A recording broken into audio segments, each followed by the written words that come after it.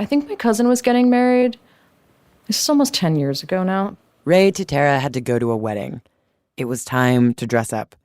And Ray needed to look good because their date was incredibly stylish. At the time, I was newly dating my partner who really experienced joy in getting dressed up for things in a way that I did not relate to and really wanted to experience. Like if my partner's putting on like a velvet floor-length dress, I'm like, oh, damn it, that's good. Ray normally wears kind of androgynous casual clothes. You know, like jeans, Hawaiian shirts, gray sweaters. But by and large, formal wear is still so starkly gendered. For this wedding, Ray realized they were going to have to get a suit. I just knew that I probably needed a suit because I didn't feel comfortable wearing anything else for, when I had to get dressed up. Ray was not excited about wearing a suit. It honestly seemed kind of boring and intimidating when you contrast it with the thrill and excitement of floor-length velvet dresses or jumpsuits and makeup and heels. Ray watched their partner in awe. I was just like, wow, whatever that is, whatever that is, I need that. It just seemed like it was going to be really hard to get that special dress-up feeling from a suit. Like sometimes I'm almost underwhelmed when I'm getting dressed. There's just a narrower range of self-expression available to the people who shop in the men's department. We look sort of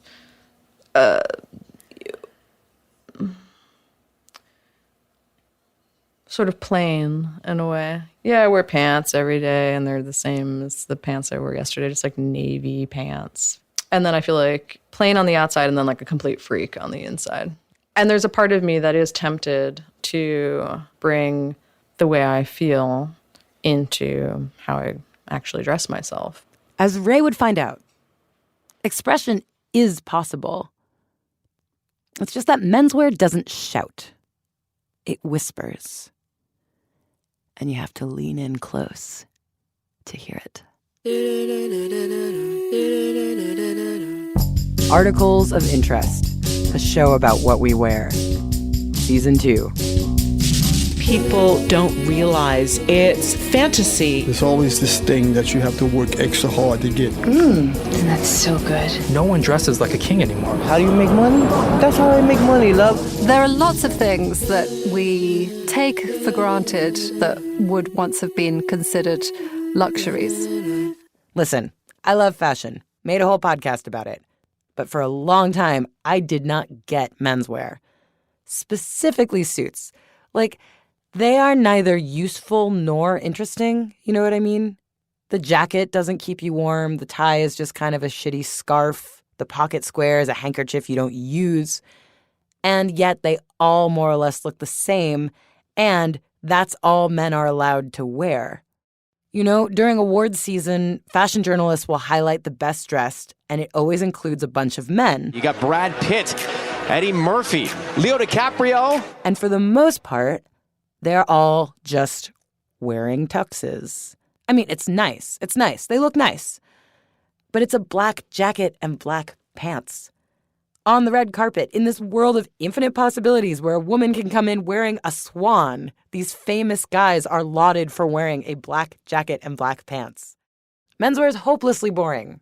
Sorry, it is. I don't want to use the word boring either, but it's meant to be that way. This is iconic menswear writer G. Bruce Boyer. It's meant to be a uniform. You know, uniforms keep people in, keep people out. Because of the uniformity of suits, tiny differences make a big statement.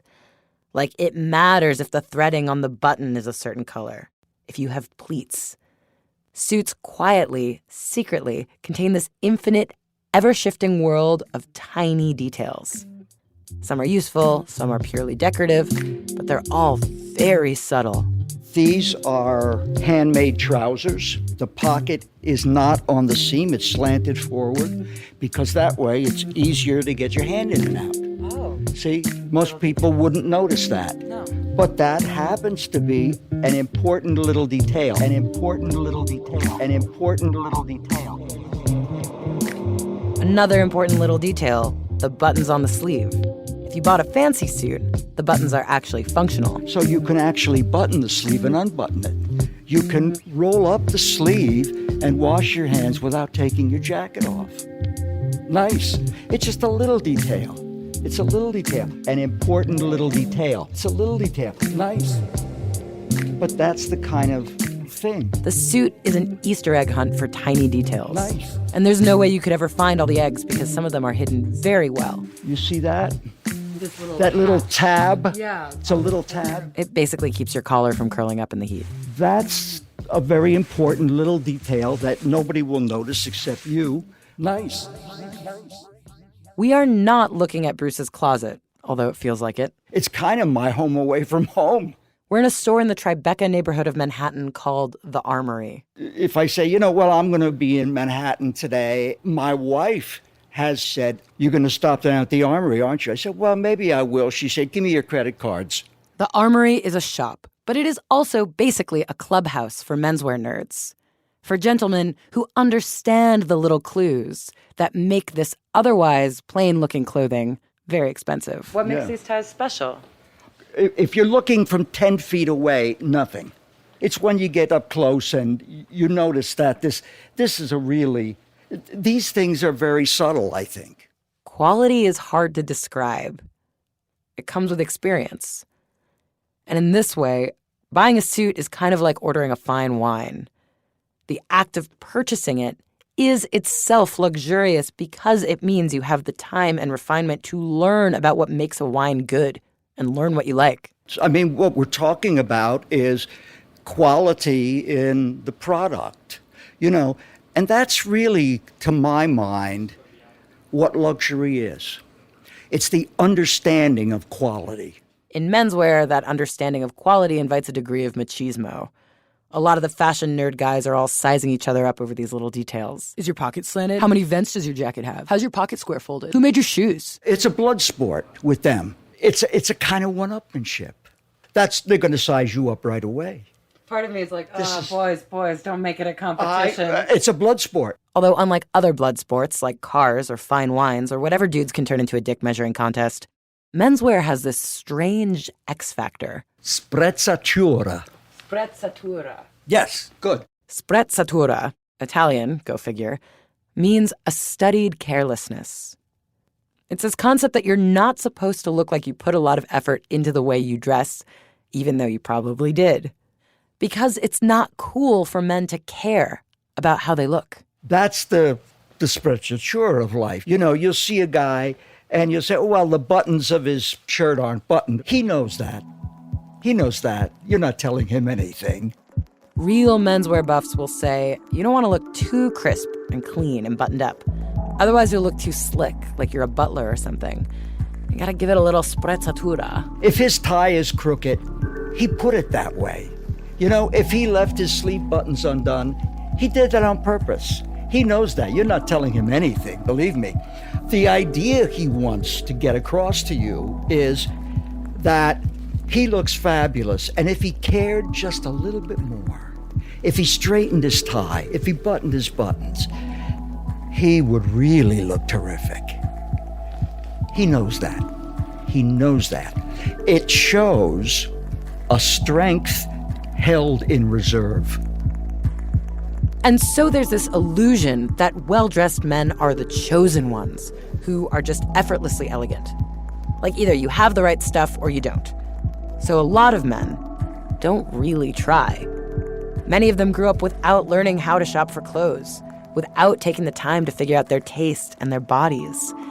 Because, again, they weren't supposed to care. And this, all of this, everything about menswear, from the uniformity to the world of tiny details to this whole culture of sprezzatura, a lot of it can be traced back to one man. One man. His name was Beau Brummel. Always a joy to talk about Brummel. Ian Kelly is a historian, screenwriter, and playwright.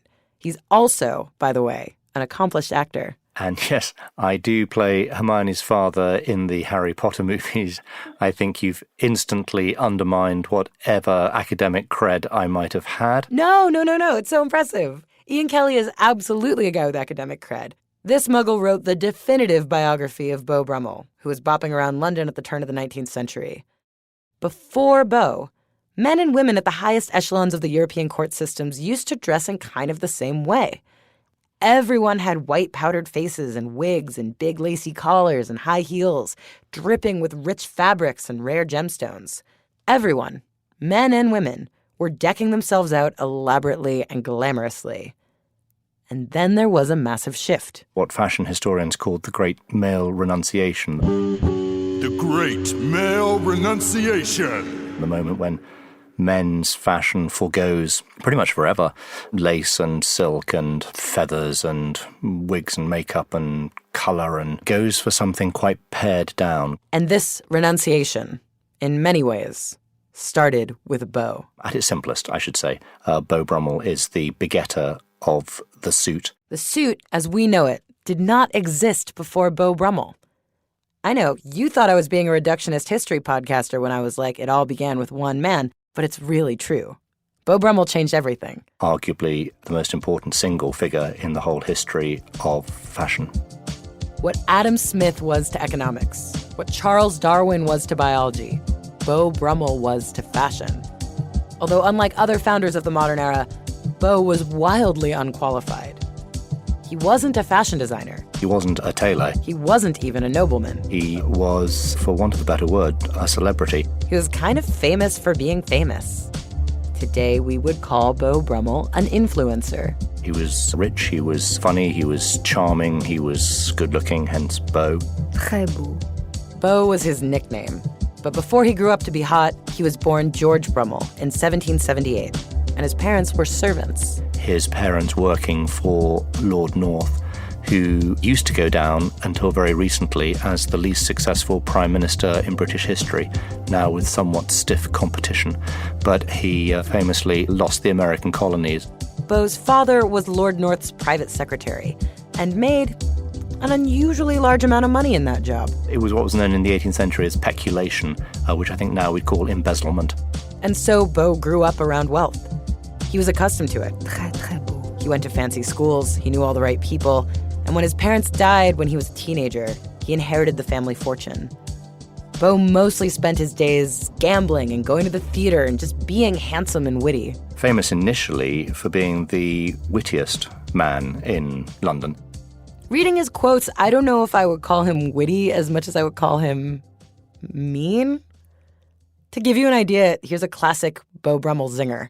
So Beau comes up to some lord on the street and asks him, "What are those things on your feet?" This lord, of course, said, they're shoes. Beau replied, he thought they were slippers. I thought they were slippers. Ooh, burn. Apparently this kind of insult humor went over very well, and Beau roamed the streets of London just dispensing clever insults and looking great. Très, très, très beau.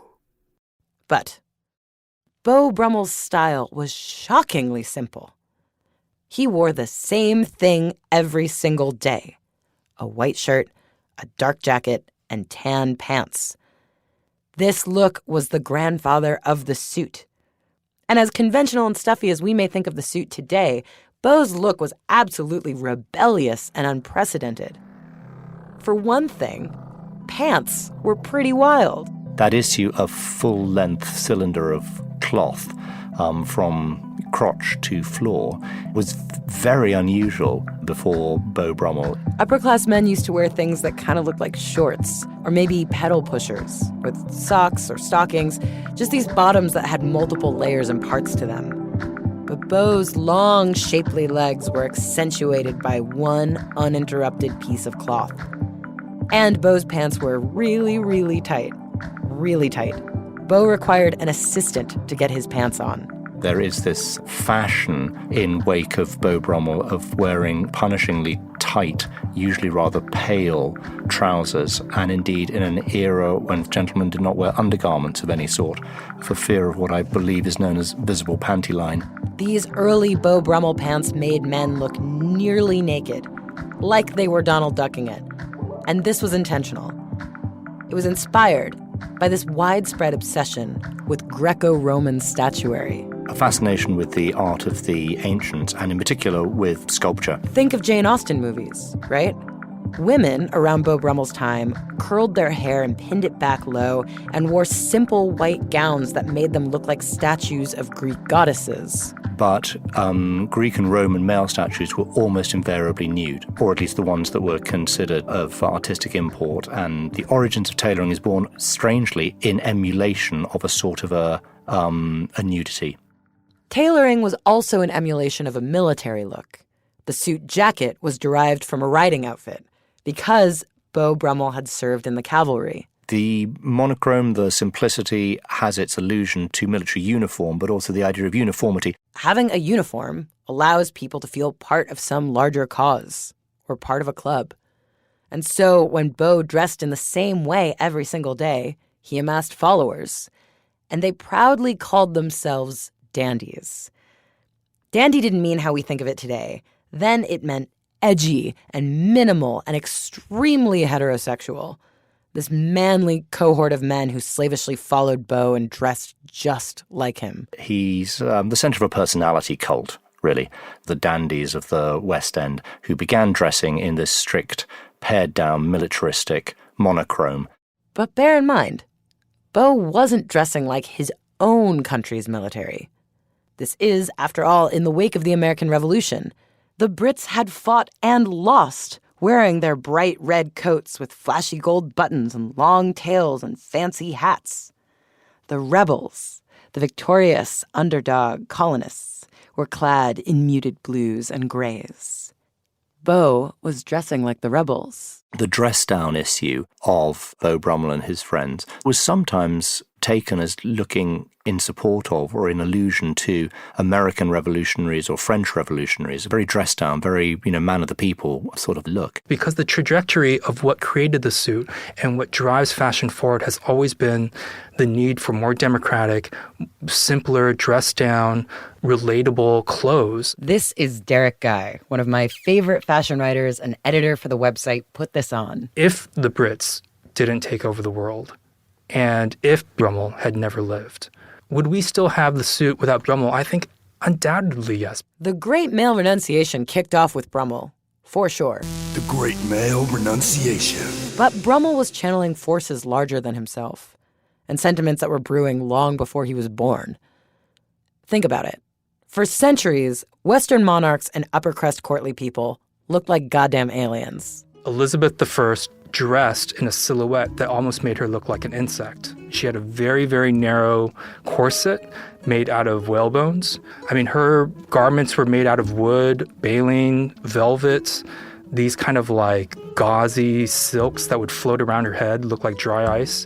And the idea of that dress at the time was to establish her position on the throne and the institution of monarchy itself. This look was otherworldly, intentionally saying, I am not like you. If you had at any point thought that this person was just a human being like you, then what justifies their rule over this entire kingdom? But things started to change after Queen Elizabeth, during the reign of Charles I. Charles I also had a very extravagant wardrobe. The difference at this time is that you had the rise of the printing press. The printing press was around in Elizabethan times, but it really started to take off under Charles I, which meant royal subjects could, and did, print pamphlets making Charles look absolutely ridiculous in his big lacy collars. Basically, they made political cartoons. Yeah, political cartoons, exactly. So what you think is an extravagant hat, they would show as a silly hat. And it opened up the doors for other criticisms.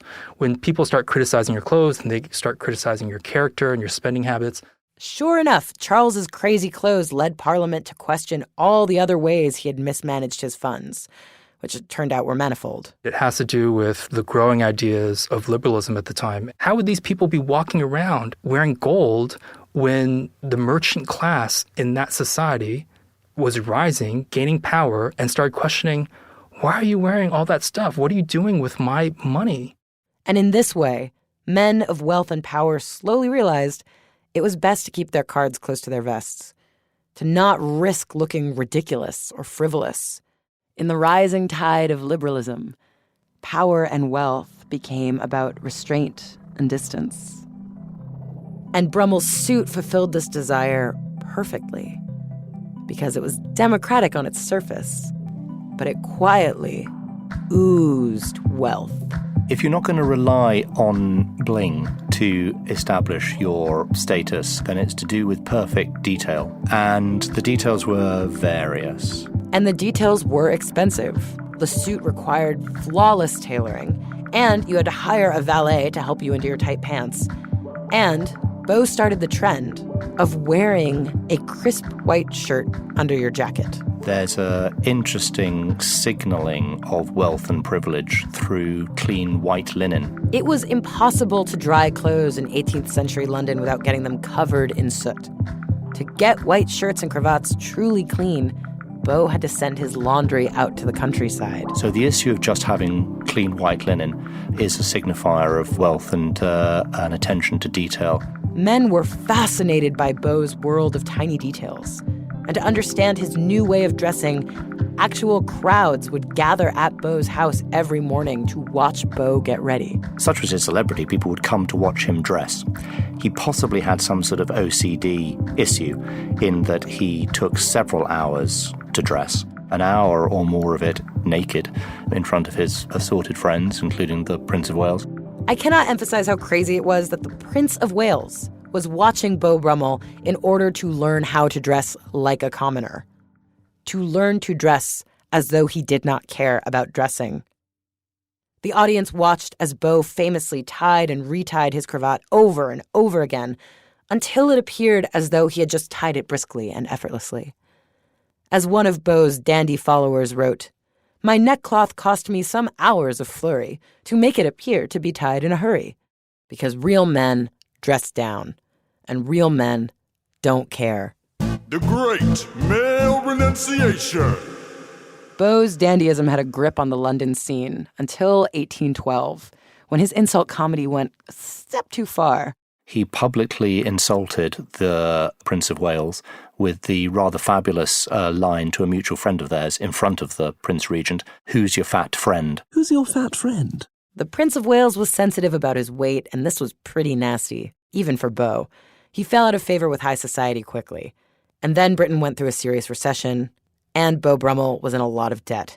And so he fled to France, where he went mad and died of syphilis, which actually heightened the mythology of him as this tragic, glamorous figure. Beau Brummel's influence was profound. As Brummel so concisely said, "To be truly elegant, one should not be noticed." This is more or less the rule of law in menswear now. But the whole shift didn't happen within Beau Brummel's lifetime. As you know from living in the world, some people follow trends, some people don't. The great male renunciation didn't fully take hold until nearly a century later, with a figure who, in a lot of ways, was quite similar to Brummel, Oscar Wilde. Oscar Wilde's Dorian Gray, when it was first published in France, was reviewed and written of as a parable about Beau Brummel or a parable about syphilis. Oscar Wilde was obsessed with Beau Brummel. And like Beau Brummel, Oscar Wilde was also a witty man about London, frequenting the theater and bandying about clever retorts. But he was emphatically unlike Brummel in the most important way. Oscar Wilde was a really flamboyant dresser.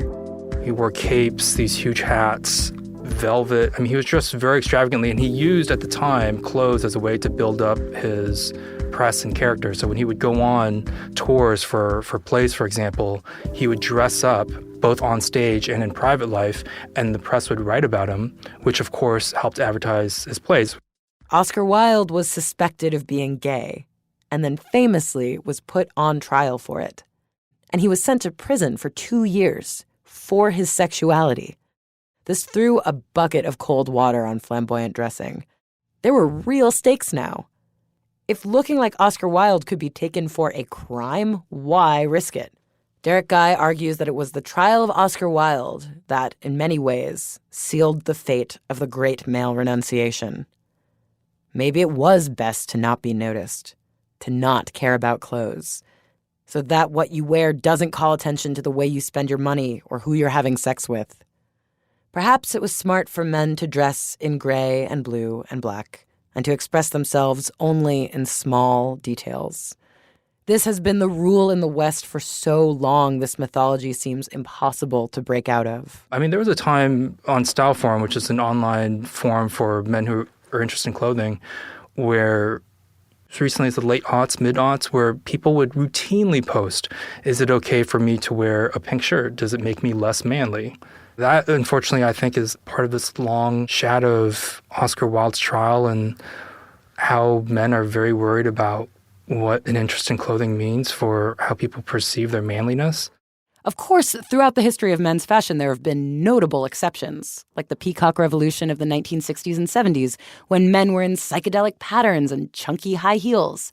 Not to mention the many varied and exciting versions of menswear that persist beyond Beau's Western European model. And now there are these modern trailblazers like Billy Porter and Harry Styles who are really trying to have fun with clothes. Men are slowly learning to get more comfortable with self-expression, but it's delicate, you know? Even at the Armory, that store clubhouse for competitive menswear nerds, the clothes for sale there are all pretty subdued. It's very traditional clothing, but there's something very interesting about it all, don't you think? I do, but of course, part of me thinks, oh, man, we should liberate men from this realm of small details and let them wear purple zoot suits, Well, yeah, and that may be true. That may be true. I'm not sure I would even want to argue with that. I mean, I could go the other way with you and say, get away from the tyranny of fashion a little bit.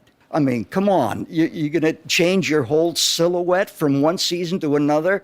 I mean, let's even talk about the environment. Touché. I guess my answer to the subtlety would be, you got to train your eye a little bit. You're a little blatant.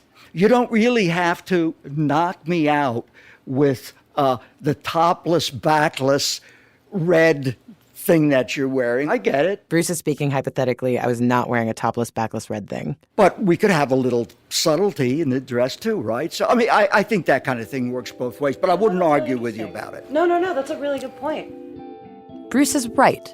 A suit is timeless. You can really invest in one and wear it over and over again, and I love that. But I just cringe because suits have traditionally represented this version of macho, boring dressing that I've always resented. And I guess the thing is that so much of the power of the suit lies in who is wearing it and how well it fits them.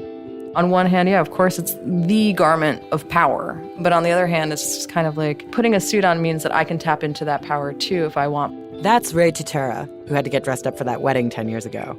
And in their hunt for that special dress-up feeling, Ray ended up finding it in a suit. It's kind of like when Dorothy realized she could go home all along after a yellow brick road journey.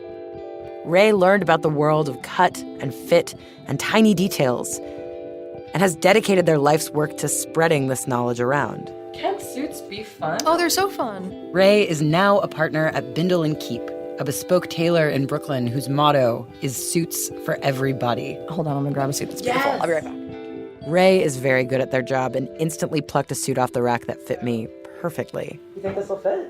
Yeah, let's bring her around. Yes, it'll be fine. I was totally smitten. Ooh. It's so good. I know, it's wonderful. Why does it fit? Why do I love it so much? What's going on? Okay, first thing is, it fits your shoulders pretty well. Of course, a well-fitting suit is a privilege and a luxury. But there's a reason this style has stuck around since Beau goddamn Brummel. If you get one that fits you, everyone can look great in a suit. You're also liking it because the button is closer to the narrowest point on your torso. I mean, yeah, it's proportional to you. I think that's why you like it. Yeah, I liked it a lot. I just hope that we can move to a point in society where more people feel truly comfortable expressing themselves as loudly or as subtly as they would like to, which would be a big shift. But, look at Beau Brummel.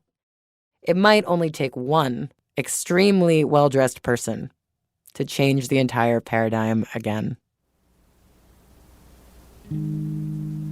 The pocket, the piece of paper,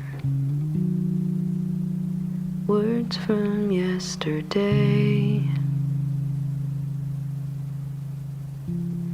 There's a portrait painted on the things we love. Articles of Interest was written and performed by Avery Trufelman, edited by Chris Berube, scored by Ray Royal, fact-checked by Tom Colligan with additional fact-checking by Graham Haysha, mix and tech production by Sharif Youssef, with additional mixing by Catherine Ray Mondo. Our opening and closing songs are by Sasami. Insights, support, and edits from the whole 99PI team, including Joe Rosenberg, Emmett Fitzgerald, Vivian Leigh, Sean Real, Abby Madon, Kurt Kolstad, Delaney Hall, and Katie Mingle. Special thanks to fantasy author and podcaster Alex Rowland, who first told me about Beau Brummel in an amazing Twitter thread. Follow them @_Alex Rowland. And thanks also to menswear designer Bryce Pattison of the Black Tux. Voice talents this episode were Pat Mesiti-Miller, The Great Male Renunciation, Mathilde Biot, Très, très beau. and Beau Brummel was played by Felix Trench. People can find his work in the fiction podcasts Wooden Overcoats and Quid Pro Euro. And Roman Mars is the dandy cult leader of this whole series. There's a portrait painted on the things we love.